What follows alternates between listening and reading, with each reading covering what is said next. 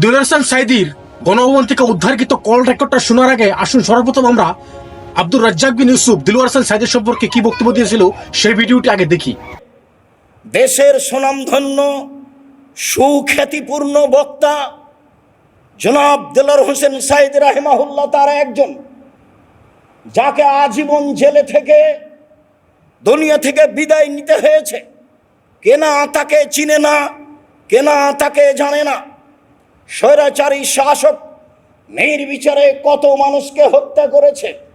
এই দেশের নিরীহ নিরপরাধ ভবিষ্যতে জাতীয় সম্পদ শত শত শিক্ষিত ছেলেকে হত্যা করেছে।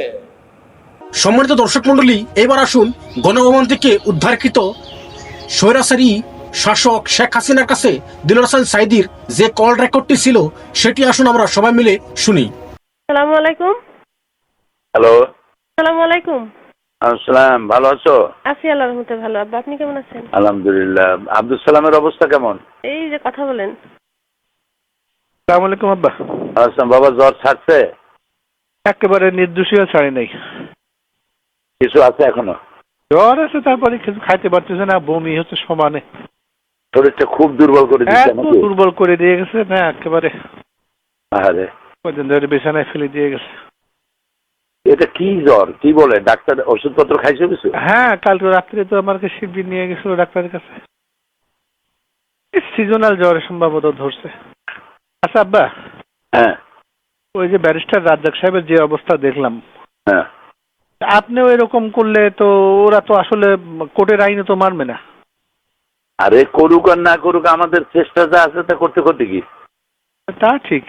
মানুষের হাতে চেষ্টা যা আছে মানুষ তো তা করে। তারপরে চাঁদপুরে কার একজন মাহফিল হচ্ছিল, সেখানে হয়তো এই যে শাহতলির পীর সাহেবের মাহফিল, সেটা হতে দেয় নাই। হতে দেয়নি। এরকমই করবে এখন, বড় ধরনের বিক্ষোভ টিক্ষোভ না ঘটলে বোধহয়। বিক্ষোভ কি? আল্লাহ তাআলার পক্ষ থেকে কোনো লানাত না আসলে তো আর কোনো রাস্তা নাই। আল্লাহু আকবার। লানত আর আসবে কি? সারা দেশ জুড়ে তো লানত এসে গেছে, হুম। সব জায়গায় বিশৃঙ্খলা। কি একটা আতঙ্ক ছড়াই দিল ইংলিশ মিডিয়াম স্কুলগুলার নাম করে সারা এই যে এটা নিজের পায়ে নিজেরা কুড়াল মারা, এই যে কাজটা করতেছে। এখন বিদেশে যে শ্রম বাজার আছে, তারা জঙ্গি দেশের লোকদেরকে নেবে কেন? বরং যা আছে সেগুলো ফেরত পাঠাবে। এই চিন্তা তো মাথায় থাকা উচিত। এই চিন্তাও তো তারা করে না যে প্রায় 1 কোটির মতো লোক বিদেশে চাকরি করে, ওই লোকগুলোর অবস্থা হবে কি? সেনাবাহিনীর হাজার হাজার লোকরা বাইরে আছে, তাদের সম্পর্কে লোকেরা ধারণা নেবে কি যে পুরোটা জঙ্গি দেশ। এটা নিজের দেশের এমন বদনাম মানুষও করে। এটাই যদি ওরা ভাবতো ক্লিনটনের সময় ওই সেই বই লেখি ছাড়তো নাকি? আহারে আল্লাহ, এইভাবে নিজের কপাল নিজেরা পোড়ায়। এরা কোনোদিনই দেশের তুমি সম্পর্কে রাস্তায় গেলে যা দেখবা, চতুর্দিকে খালি বালির পাহাড়, ওই তো।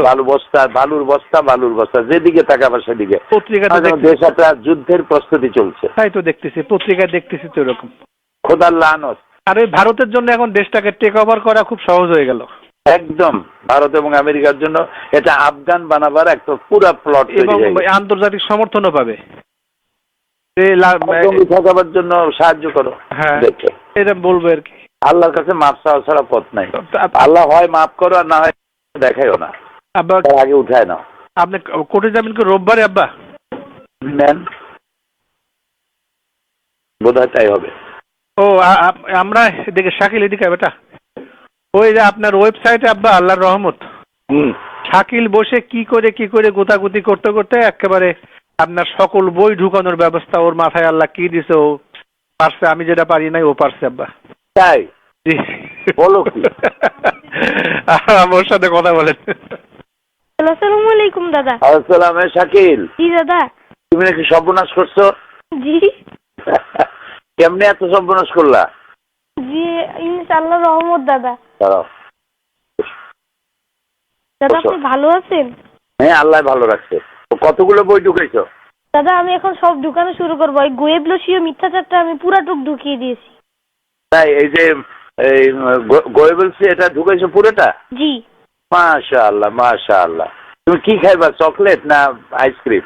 না দাদা কিছুই না, আপনার দোয়া করবেন। আচ্ছা আচ্ছা, ঠিক আছে। তোমার জন্য একটা পুরস্কার পাওনা রইলো আমার কাছে। তোমার আব্বুকে দাও। জি আব্বা। বললাম যে তুমি কি খাইবা, চকলেট আইসক্রিম? না, ও একা একা বসে বসে কেমনে কেমনে অনেক কিছু বের করে, ও হঠাৎ বলতে যে আব্বা আমি পারছি। না, আল্লাহর মেহেরবানি, তোমার জ্বর হোক আর যাই হোক, বাচ্চাগুলো তোমার আল্লাহ ভালো ভালো বাচ্চা দিচ্ছে। আমি বললাম যে বাবা বাংলাটা তুমি সুস্থ হও, তাড়াতাড়ি ভালো হয়ে যাও। আমিন, আল্লাহ রহম করুক। এখন আল্লাহ পুরো সুস্থ করুক। ওই ইংরেজিটাও দিয়ে দেবো আব্বা ওখানে, আর হোম পেজটা একটা লোককে দিয়ে করায়, হ্যাঁ, তারপর হ্যাঁ, ইংরেজিটা দিলে আরো ভালো হইব। না, ইংরেজিটাও দিয়ে দেবো, আর হোম পেজটা করায় এ করে তারপরে সকল বই দেওয়ার আগে একটা প্রিয়াম্বল দেওয়া লাগে, একটা ভূমিকা। জি জি জি জি, এগুলো দিয়ে দেবো আব্বা, সব প্রত্যেকটা ঠিক বইয়ে আছে। একটু ছোট ছোট ভূমিকা দিয়ে দেবো ইনশাআল্লাহ। ঠিক আছে, শুকরিয়া। আচ্ছা আব্বা, ভালো থাকো, আল্লাহ তোমাকে সুস্থ করুন। আমিন আমিন। আসসালামু আলাইকুম। সম্মানিত দর্শক মন্ডলী, আপনারা তো আব্দুর রাজ্জাক বিন ইউসুফ এবং দিলওয়ার হোসেন সাইদি সাহেবের ফ্যামিলির সাথে কি কথা হয়েছিল সেই সম্পূর্ণ কল রেকর্ডিং ও আব্দুর রাজ্জাক বিন ইউসুফের সে বক্তব্যটা শুনলেনি। আসলে বলবো কি, যখন কোনো মানুষ অধিকাংশ পাপ করে ফেলে, ওভার পাপ করে ফেলে, তখন আল্লাহর আযাব ও গজব তার উপর নেমে আসে। তিনি পাপের সীমানা, গুনাহের সীমানা ছাড়িয়ে গিয়েছিল। তিনি এমন সীমা লঙ্ঘন করেছে যে আল্লাহ সুবহানাহু ওয়া তাআলার আর সহ্য হয়নি, সেজন্য তার উপর এমন আযাব নাজিল করে দিয়েছে। তিনি বিখ্যাত বিখ্যাত আলেমে দ্বীন, যারা ইসলামের জন্য নিজের জীবন দিয়ে দিয়েছে, ইসলাম প্রচারের জন্য যারা নিজের অক্লান্ত পরিশ্রম করে এই পৃথিবীতে, এই বাংলার জমিনে ইসলামকে প্রতিষ্ঠিত করেছে, সেরকম বড় বড় আলেমদেরকে নিয়ে নির্যাতন করেছে এই সরাসরি শাসক শেখ হাসিনা। আল্লাহর যখন মার আসে তখন কেউ ফেরাতে পারে না। আজকে এই পর্যন্তই, আরেক ভিডিওতে আবার দেখা হবে ইনশাআল্লাহ। আসসালামু আলাইকুম ওয়া রাহমাতুল্লাহি ওয়া বারাকাতুহু।